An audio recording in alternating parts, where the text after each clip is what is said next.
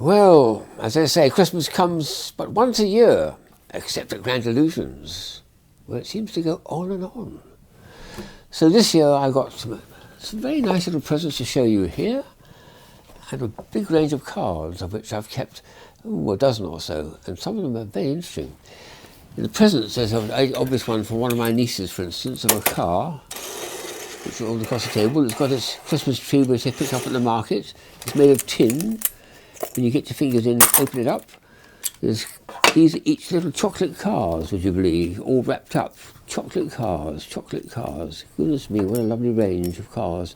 What a nice present to get too, something which you can eat. Meant for children, well that's me. So that was a very nice present to get from my niece Andrea. I've got a very difficult Rubik Cube here, which I'm going to struggle with because I need to get the instructions about how to work it. And this is one where it's unlike anything else that's ever been made, because there's just different sizes of the thing. So when you start turning, I'll do 180 degree turns, because then I can get it back again. You get some very, very strange effects from this, which is most bizarre. Turn that around like that, and you see, look at that, extraordinary. It started off as a cube, and now it's gone to something utterly strange and bizarre. I'll get it back into a cube again. That's going to be very tough to do, because it's all shapes and not colours. Normally the Rubik Cube has colours, so, and nice packaging for it too. So I'm very pleased to have to go with that. Something here which is, oh yes, this is very, very bizarre. It's a little, what do they call it? A desktop skate park. You're supposed to attach this to this like that. Oops, the other way up. And then look inside and see if you can find the, there's a car to go in it somewhere. No, there's a car in here, I think. Yes, there we are, a skateboard. A skateboard, would you believe, is supposed to do an action like that. And I don't know what you're supposed to actually do, but there's a little thing to play on the desktop as if you're skating.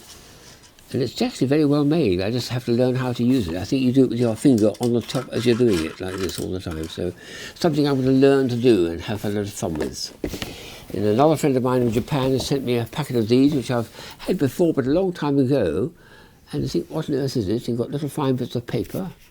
They are literally paper, but actually that is a piece of soap, would you believe? Put that under put your hands under the running water like this, put this in your hand, and that dissolves and becomes perfectly usable soap to take away all the mud and the marks in your fingers. Very, very clever idea, that.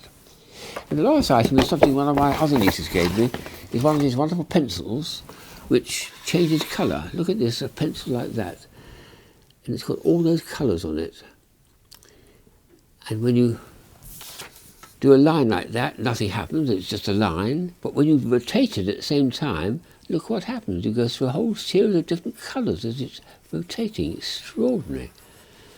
Wonderful effect. Just keep rotating it up and down like that and you get wonderful, wonderful. Isn't that superb? Absolutely wonderful. So, some nice presents there. And then we've got some extraordinary cards. I've got 130 cards every year. And I always keep a good dozen of them. Some of them are perhaps no more than just a very pretty card, which a cousin of mine sent me. That's a very nice picture to start with, but to put that in front of it makes it look very special. So I'm going to put that card over here. The pop-up cards are always popular. This one's come from Canada, would you believe? And it pops up like this with a mechanism in the back, so when you put it over there like that, it holds it out like that and keeps it nice and square. And you can enjoy the sight of a card sitting on the table on your mantelpiece like that. There's a very, very difficult puzzle here, which a friend of mine is a professional puzzle maker, and Andrea Gilbertson, and she sends me something which I've done about 2/3 of it, but it's taken me a long time to do. You have to find phrases and fill in the missing pieces, and it's jolly hard to do that. So I'm going to continue doing that, and then congratulate myself when it's done. This is something from two American families. This is a man I know well. This is his wife and his son. And they always tell me a most interesting card, something very optical and very strange. The card itself is inside. There's instructions. and I've fulfilled it, you just get that which looks bizarre.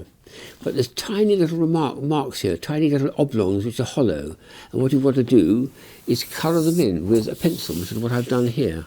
And when that happens, you'll start getting a message appear. Let's see if we can get it to say something of a greeting. Is that appearing? A slight tilt like that. It's slightly anamorphic, but almost you don't need that. You just note that you can read it to say Happy New Year, or Happy Holidays, I think it is, because Americans prefer holidays and New Year. Or Happy Christmas. No, they don't say Happy Christmas, they say Happy Holiday, that's right. And I think it says that. It took me quite a bit of time to colour those all in with an ordinary soft pencil. And when I finished, I'm pretty very proud of myself because I managed to get it done. So I'll put his card up there and leave it over there. This is another one which I got, fortunately, before December began, because it's an Advent calendar card. But it's one with lots and lots of Father Christmases all over it. And every one of them contains the numbers 1 to 24, which is Christmas Eve. And you open them up page by page. No chocolates behind. It's just a lot of nice pictures there. So a good friend of mine, Toby Templar, sent that to me, and I'm very pleased to have that. I'll keep that one. Tim Hunkin is one of these artisans I've known for years who makes incredible automata, street-sized ones. And this extraordinary thing, he's there over here, Tim, who I've known for about 30 years, and his partner's here. They sent me nice wishes, but this is, it seems to be a water clock or something. I must phone him up and ask him a bit more about it. It looks most intriguing. So he's one of these people who often gets in the press for his extraordinary things he performs. So I'm very pleased to get that. Another one who gets a lot of press coverage is Patrick Hughes, I've known for many years. We've sold some of his extraordinary pictures. This is typically one of his early chapters in his life, when he was fascinated by rainbows and did a series of rainbows coming through people's letterboxes and things to bring joy into your life. And that was a particularly nice version of one, I think. Then there's another friend, Mark Ducati, who I've known for years, who's a magician living in New York. He's done something very strange. He always does optical effects. A pair of eyes which look slightly bizarre. They look almost, reptilian like that. Do you think, what on earth's going on here? Well, the answer is, it's actually our old friend Santa Claus. Oh, look at that. There's a cheerful face, but the middle of his face there, where the eyes are, upside down, turns into this extraordinary appearance of something really rather bizarre, almost reptilian, very strange, but very, very clever little optical effect there. So that's another favourite one of mine. This is one I'm going to, this is another pop-up one that a niece of mine sent me. Look at that, London bus. The Santa Claus is hanging out there, holding on for dear life, and it's absolutely stuffed with Christmas trees and reindeer, and there's a band at the top, it looks like, and it sits on the table like that, looking very, very Christmassy. There's one here which I just thought of the idea. I was given it by the next door lady, Liana, which was singing, and I thought I'll get it to stand upright. So I'll put onto it a little bit of blue tack, put it like that, and get it to stand up. Come on, pussy, just stand up. That's all. Yes, you're nearly there. Isn't that nice? Oh, very good, jolly good. And then there's an extraordinary one here which I'm going to have to work on, because this is an Ames window, which I'm not sure how to do. Richard Robinson, who runs the Science Club down in Brighton, sent it to me. This is going to make something extraordinary effect when I've got this. The instructions are all finished. It's going to look something like that at the end, if you can see it, but how it's going to work for me, I don't know. But I'm going to spend a bit of time on this, making it work, so that'll be a challenging one. And there's one actually which I've sent myself, in a sense. This is an extraordinary thing made from Lithuania. It's a wooden card, you believe. This is wonderful, very, very finely cut veneer wood, and made of wood. And they sent it, when they originally had it, he actually had it in a wooden envelope, which is even better, but he couldn't send that to the post. But they were eventually rather too expensive for me to send out to people, so I gave a few away as presents to people. But it's made entirely of wood, and it's very, very well, the Baltic State type art seen at the top there, so that's a very, very precious thing.